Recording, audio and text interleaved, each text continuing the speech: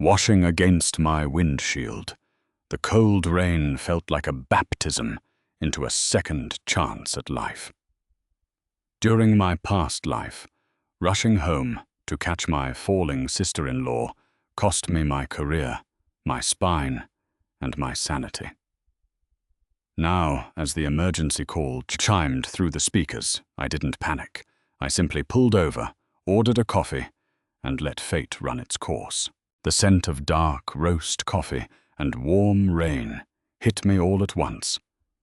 I was sitting at a small corner table in the corner cafe on Mercer Street, my laptop open. A draft proposal for the Miller Cross account glowing on the screen. My phone buzzed against the polished mahogany table. The screen lit up with a familiar name. Kevin. Brother. I stared at the vibrating device, my fingers freezing over the keyboard. A strange, suffocating sensation gripped my chest, followed immediately by an eerie wave of calm. I knew this exact moment. In my previous life, this call had come at precisely 3:14 p.m. on a stormy Thursday. Kevin had screamed into the receiver that his pregnant wife, Chloe, had tripped near the edge of the second-floor stairwell at our family estate in Oak Ridge. In that timeline, panic had blinded me. I slammed my laptop shut, sped through 3 red lights in the torrential downpour, and sprinted into the foyer just in time to see Chloe tumbling backward. I threw myself across the marble floor to break her fall. Her weight, combined with the momentum, crushed 3 of my lumbar vertebrae. Chloe walked away from that afternoon with a minor sprain and healthy vital signs, while I spent 7 months in a spinal rehabilitation center. The reward for my sacrifice? Chloe told Kevin and our mother, Brenda, that I had startled her from the bottom of the stairs by shouting, causing her to lose balance in the first place. Kevin demanded I pay her private hospital suite bills. Brenda took my share of our late father's estate to fund Chloe's emotional distress recovery in Aspen. When the chronic nerve pain left me unable to hold down my job at Hastings Architecture, Kevin evicted me from the family guest house so Chloe's personal yoga instructor could move in. I died alone 4 years later in a subsidized nursing ward, my body destroyed by complications from spinal surgery, listening to a voicemail from Kevin asking if I had left him in my meager will. Now, looking down at the illuminated screen, the timestamp read 3:14 p.m. I was back. I reached out with steady fingers, swiped the screen, and placed the phone on speaker mode next to my coffee mug. "David, where the hell are you?" Kevin's shrill, frantic voice echoed from the tiny speaker. In the background, I could hear exaggerated theatrical gasps and light sobbing. "Chloe slipped. She's clinging to the top banister near the loft. Her heel caught on something. You're only 5 minutes away. Get over here right now." "Have you called 911, Kevin?" I asked, my voice flat, almost soothingly detached. "There's no time for an ambulance, David. You know how narrow our driveway is. The paramedics will take 20 minutes in this rain. You're right around the corner. Get here and help her." In my past life, I hadn't stopped to ask the obvious question. If Chloe was merely slipping or hanging on, why was Kevin holding a phone and screaming at me instead of using both hands to pull his wife to safety? "I'm in the middle of a client presentation in downtown Seattle, Kevin," I lied smoothly, leaning back into the leather booth and taking a slow sip of hot coffee. "I can't make it. Call the county paramedics immediately." "What? You selfish bastard!" Kevin roared. "She's carrying your niece. If anything happens to them..." I tapped the red end call button. Silence returned to the booth, accompanied only by the soft jazz playing overhead and the rhythmic tapping of the raindrops against the cafe window pane. My hands didn't shake. The phantom ache in my lower spine seemed to vanish entirely, replaced by a quiet, calculating focus. I picked up my phone again and dialed local emergency services. King County Emergency Dispatch. What is your location? Hello, I spoke clearly, enunciating every word. My name is David Miller. I just received a distress call from my brother, Kevin Miller, at 742 Ridgeway Crest, Oak Ridge. He reports that his wife, Chloe Dawson, has suffered a fall near the upstairs landing. He seems in severe shock and unable to manage the situation. Please dispatch an ambulance and an officer immediately. Understood, Mr. Miller. Units are being routed to 742 Ridgeway Crest. Are you on scene? No, I am currently out of the area on business. Please log this call and proceed immediately. Dispatching now. I hung up, saved the recording of the call. My phone automatically backed up all voice calls to a secure cloud drive and opened my laptop.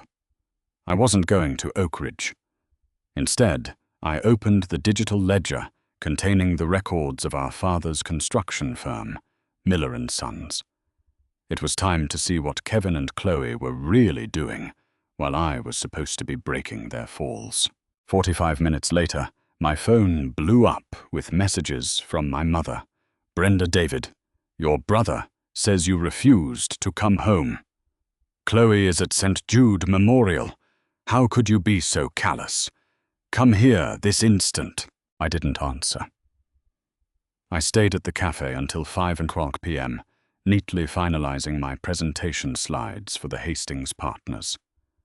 When I finally closed my laptop, I drove across town, not to the hospital, but to the private office of Arthur Pendleton, my father's longtime attorney and personal friend. Arthur's office was lined with dark oak bookcases and heavy green drapery. When the old lawyer looked up from his desk and saw me walking in unannounced, he took off his wire-rimmed glasses. David, I thought you were tied up with the Oak Ridge estate restructuring today. Plans changed, Arthur, I said, sitting across from him. I need an immediate audit of the auxiliary escrow accounts Father left under joint management. Arthur frowned slightly, leaning forward. Did something happen? Kevin was in here 2 days ago, asking about the liquidation penalty for the Trust's commercial properties on 4th Avenue. A cold smile touched the corner of my lips. In my past life, Kevin had liquidated those properties 6 months after my injury, claiming it was to cover the ruinous medical expenses of both Chloe's post-traumatic therapy and my own rehabilitation. In reality, he had transferred the cash into an offshore holding company registered under Chloe's maiden name, Dawson Logistics. Kevin is preparing to file an emergency insurance claim or a liability dispute, I stated calmly. I want full legal representation filed on my personal behalf regarding the trust. No asset transfers, no discretionary payouts, without my explicit physical signature. Consider it done, Arthur nodded, pulling a file from his drawer. David, you seem different today. I just woke up, Arthur. That's all. By 6:30 p.m., I finally arrived at St. Jude Memorial Hospital. The fluorescent lights of the third-floor orthopedics wing buzzed with harsh white intensity. As I walked down the hall, I heard Brenda's familiar, high-pitched lamentations long before I saw her. My poor darling. To think David was just 5 minutes away and couldn't even be bothered to check on his own family. I rounded the corner. Brenda was seated outside room 314, clutching a floral handkerchief, while Kevin paced back and forth, holding a paper cup of coffee. He was dressed in his tailored cashmere sweater, looking entirely unstained and composed for a man whose pregnant wife had supposedly plummeted down a flight of stairs. When Kevin caught sight of me, his eyes flashed with rage. He strode forward, pointing an aggressive finger at my chest. "You show up now? 3 hours later," Kevin spat, his voice echoing down the corridor. "Do you have any idea what happened back there?" "I know I called 911 for you," I said evenly, keeping my hands inside my overcoat pockets. "How is Chloe?" Brenda stood up, her face twisted in theatrical sorrow. "She has a fractured wrist and severe bruising along her hip." "David. The doctor says she needs absolute bed rest for the remainder of her pregnancy. If you had just come home like your brother begged you to, you could have caught her. You could have stopped this." I looked at Brenda, feeling an almost clinical detachment. In my past life, this was the exact guilt trip that had made me sign over my power of attorney while I lay paralyzed in a hospital bed. "Brenda," I said, dropping the title of Mum entirely, "if Kevin was standing right next to her holding a phone, why didn't he catch her?" Kevin's face flushed a deep, violent crimson.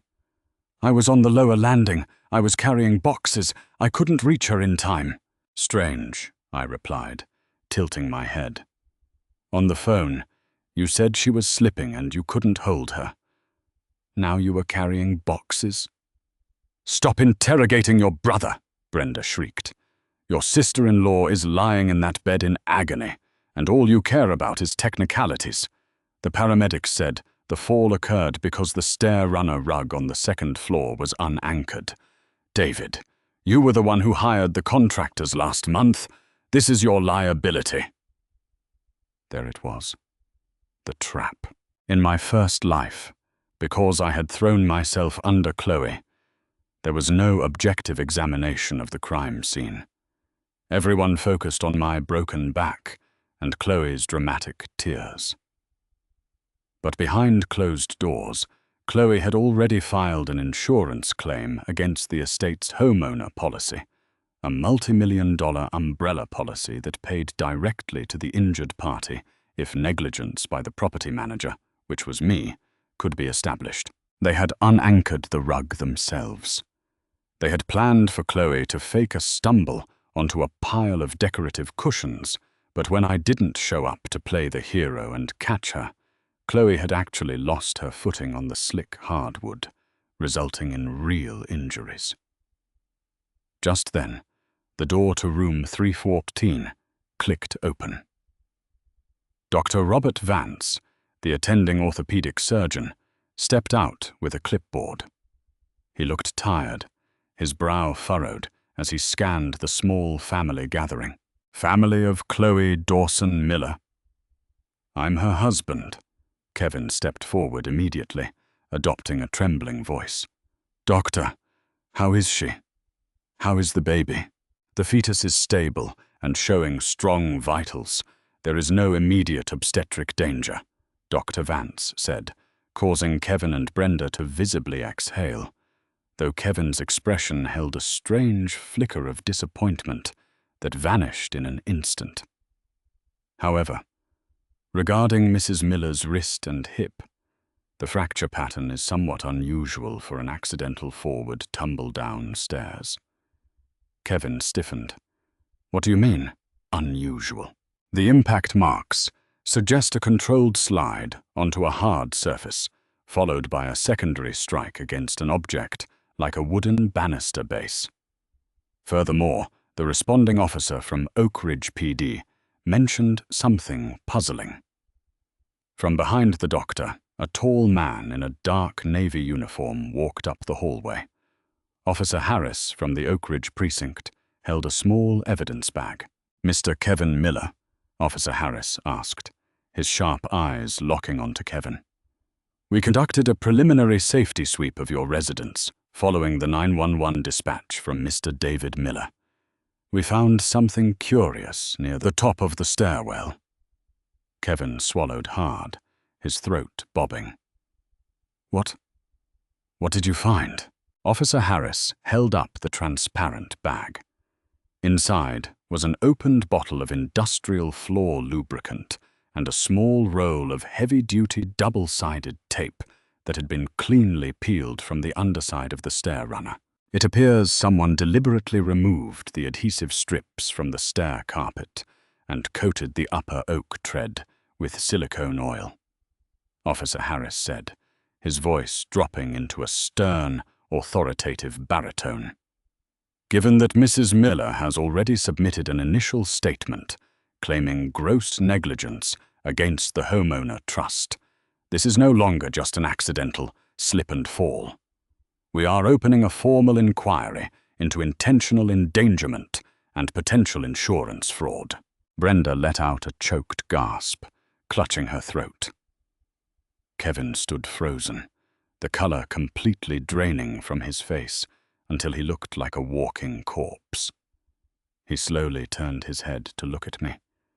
I stood there under the cold hospital lights, my arms crossed, watching him with a calm, unyielding gaze. The game had just begun. The silence in the corridor of St. Jude Memorial was deafening. Kevin's mouth opened and closed like a fish stranded on dry sand, but not a single coherent syllable came out. "Officer, this is absurd." Brenda finally found her voice, her tone shrill and defensive. "This is our family home. Why would anyone tamper with our own stairs? David is the property manager. If there was oil or tape on those stairs, it was obviously left behind by the maintenance crew he hired." Officer Harris didn't flinch. He adjusted his duty belt and pulled a small notepad from his pocket. "The silicone lubricant bottle was purchased this morning at 11:15 a.m. from the Home Depot on 8th Street. We already pulled the security footage during our preliminary sweep. The individual purchasing the bottle was driving a silver Audi sedan, registered to a Mr. Kevin Miller." Kevin took half a step backward, his back hitting the wall. I bought that for the garage door tracks. The garage door was squeaking." "And did the garage door require you to peel the safety grip tape off the upstairs guest landing?" Officer Harris countered calmly. "We'll be taking formal statements tomorrow morning at the precinct. Mr. Kevin Miller, do not leave the county." The officer tipped his hat toward me, nodded respectfully, and walked down the hallway. Brenda turned on Kevin, her face pale. "Kevin, what is he talking about? You wouldn't... "Shut up, Mum," Kevin hissed under his breath, his facade of the grieving, panicked husband completely shattering. He glared at me with pure venom. "You did this. You called the police instead of coming home. You set this up." "I simply called emergency services when you told me your wife was in danger, Kevin," I replied quietly. "Isn't that what any responsible brother would do?" Without waiting for his answer, I turned on my heel and walked away. Behind me, I could hear Brenda's muffled weeping and Kevin's frantic whispers as he pushed his way into Chloe's hospital room. I drove straight to my personal apartment downtown, a place I had purchased entirely with my own savings, completely separate from the family estate.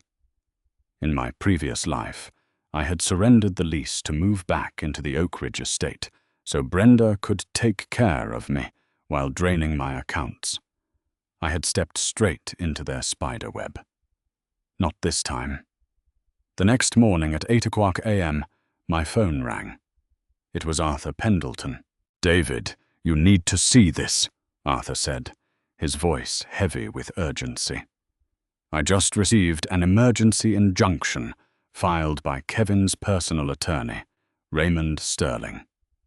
They are attempting to freeze your personal bank accounts, claiming you engaged in gross managerial negligence that led to Chloe's injuries, and they're demanding an immediate provisional settlement of $1.2 million from your share of the trust."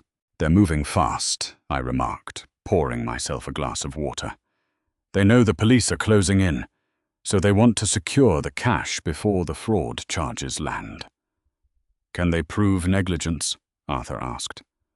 No, in fact, Arthur, I want you to counterfile immediately.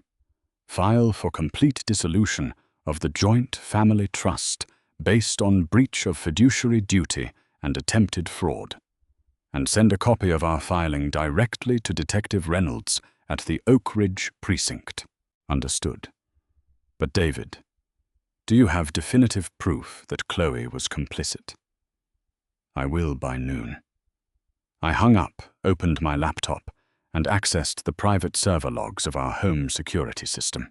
In my past life, Kevin had told me the indoor security cameras were broken on the day of the fall. But as the person who originally installed the system, I knew the Oak Ridge estate had a secondary cloud backup designed specifically for the smart home sensors. The cameras hadn't malfunctioned. Kevin had simply unplugged the local router in the hallway. However, the battery-operated hidden nanny cam inside the antique grandfather clock facing the second-floor stairwell didn't rely on the router. It recorded locally to an encrypted micro SD card. At 10:30 a.m., while Kevin was at the police station undergoing questioning with his lawyer, I walked into the Oak Ridge estate, accompanied by 2 private security guards and a locksmith. The house was cold and eerily quiet. I went straight to the grandfather clock, unlocked the wooden casing, and retrieved the tiny memory card. I inserted the card into my portable reader. The footage from yesterday, at 3:05 p.m., 9 minutes before Kevin called me, loaded onto my screen in crisp 4K resolution. On the screen, Chloe was standing at the top of the stairs, perfectly healthy. Wearing a silk robe, Kevin was kneeling beside the runner rug, carefully applying oil to the top step, while Chloe checked her watch. "Make sure it looks real, Kevin." Chloe's voice came through clearly on the audio feed. "If David rushes up the stairs to grab me, he'll slip first. It'll look like he bumped into me from behind and knocked me down. The insurance will pay out double if the third-party property manager is physically involved in the impact." "Don't worry," Kevin chuckled, wiping his hands on a rag. "David is an idiot. He thinks he's the family savior. The second I scream into the phone, he'll run in here without looking down. Just scream loud enough so the phone picks it up." Then the footage showed Kevin dialing my number. But as Kevin stepped into the guest room to make the call, Chloe took a step too close to the freshly oiled edge to adjust her position. Her foot lost traction on the silicone slick. Her arms flailed wildly. She let out a genuine, blood-curdling shriek as she tumbled backward, crashing violently down the entire flight of hardwood stairs, bouncing off the banister, and landing in a crumpled heap on the marble foyer below. Kevin rushed out of the room, staring in absolute horror at his wife lying broken at the bottom of the stairs, holding his phone while shouting at me, "David, where the hell are you?" They had set a trap meant to paralyze or ruin me, but because I simply stayed in my chair and drank my coffee, their own greed had sprung the snare on themselves.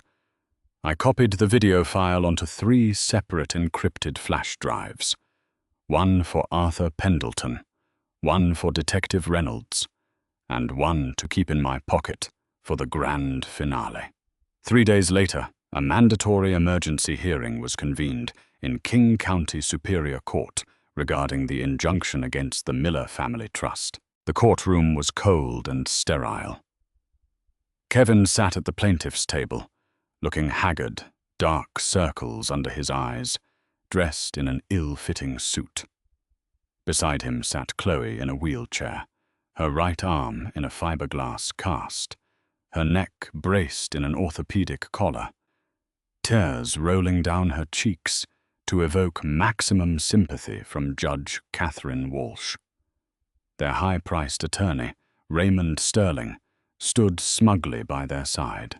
Brenda sat in the front row of the gallery, glaring at me across the aisle as if I were a monster who had pushed Chloe with my own hands. I sat beside Arthur Pendleton, wearing a bespoke charcoal suit, completely composed. "Your Honor," Sterling began, his voice dripping with rehearsed indignation. "My clients have suffered an unimaginable tragedy due to the reckless, willful neglect of Mr. David Miller. As the designated estate manager, he failed to maintain the safety of the residents, resulting in severe physical and psychological trauma to a pregnant woman. We ask for an immediate freeze on Mr. Miller's executive authority and a preliminary payout of $1.2 million to cover emergency medical costs and rehabilitation." Judge Walsh looked over her spectacles at Arthur. "Counsel for the defense, how do you respond?" Arthur stood up smoothly. "Your Honor, we do not merely contest this claim. We request the immediate dismissal of the injunction with prejudice and the referral of the plaintiffs to the District Attorney for criminal fraud, attempted extortion, and reckless endangerment." Sterling scoffed loudly. "This is outrageous. Defamation of a grieving, injured victim." "Is it?" Arthur turned toward the courtroom clerk. "Your Honor, with the court's permission, we would like to submit Defense Exhibit A, the cloud-recovered security footage from the residence, time-stamped 3:05 p.m. on the day of the incident." At the mention of the video, Chloe's crying instantly stopped. She turned her head toward Kevin, her eyes wide with sheer panic. Kevin shot up from his chair. "What video? The cameras were offline. That's fake. It's an invasion of privacy." "Sit down, Mr. Miller." Judge Walsh slammed her gavel. "The court will view the evidence." The large display screen on the courtroom wall flickered to life. The audio echoed throughout the room with absolute clarity. "Make sure it looks real, Kevin. David is an idiot. He thinks he's the family savior." The entire courtroom fell into dead, suffocating silence. On the screen, every single person in the room watched Kevin deliberately oil the stairs, watched Chloe plot the staged fall, and watched the horrifying moment Chloe slipped on her own trap and plummeted down the stairs while Kevin screamed into the phone. In the gallery, Brenda gasped, clutching her chest, staring at her beloved son in absolute horror and disbelief. "Kevin! Oh my God! Kevin!" Chloe buried her face in her uninjured hand, sobbing not from physical pain, but from the terrifying realization that her life was completely over. Raymond Sterling slowly gathered his papers, closed his briefcase, and leaned away from his clients, his face pale with embarrassment. "Your Honor, my firm was not made aware of this material. We respectfully request to withdraw as counsel immediately." Judge Walsh's face was like thunder. She looked down from the bench at Kevin and Chloe with utter disgust. "Injunction dismissed," Judge Walsh ruled, her voice cutting like a razor. "The court finds probable cause of egregious criminal conspiracy and fraud. Bailiffs, detain Mr. Kevin Miller and Mrs. Chloe Dawson Miller. Notify the district attorney's office immediately." 2 armed bailiffs stepped forward, clicking handcuffs into place around Kevin's wrists. "David! Please! David! I'm your brother!" Kevin screamed, thrashing as they pulled him toward the holding cell. "Don't do this to me! Talk to them! David!" I stood up, adjusted my tie, and looked him directly in the eyes. "In another life, Kevin," I said softly, loud enough only for him to hear. "I caught her, and you let me rot. This time, you can carry your own weight." 2 weeks later, the Miller Family Trust was completely dissolved under court order. With Arthur's help, I acquired the entirety of the commercial real estate assets, cutting Brenda and Kevin out completely. Facing multiple felony charges of insurance fraud and conspiracy, Kevin was sentenced to 4 years in state prison. Chloe received 3 years of probation and an order of full restitution. But without Kevin's money or the trust's support, she was forced to move back into her parents' run-down suburban home, drowning in legal debt. Brenda tried calling me dozens of times, leaving tearful voicemails begging for financial help to pay Kevin's legal fees. I didn't block her number. I just let it ring. Standing on the balcony of my new downtown penthouse overlooking the Seattle skyline, the rain washed over the city below. I took a sip of my coffee, feeling the warm, steady beat of my heart and the complete, painless freedom in my spine. I didn't rush home, and for the first time in 2 lifetimes, I was finally free. Greed always writes a check that karma is eager to cash. By choosing not to be a pawn in their cruel scheme, David reclaimed his life, his fortune, and his freedom, while the real villains faced the music. If you loved this intense story of rebirth, justice, and sweet revenge, please hit that like button, share this story with your friends, and subscribe to the channel with notifications turned on so you never miss our next dramatic story.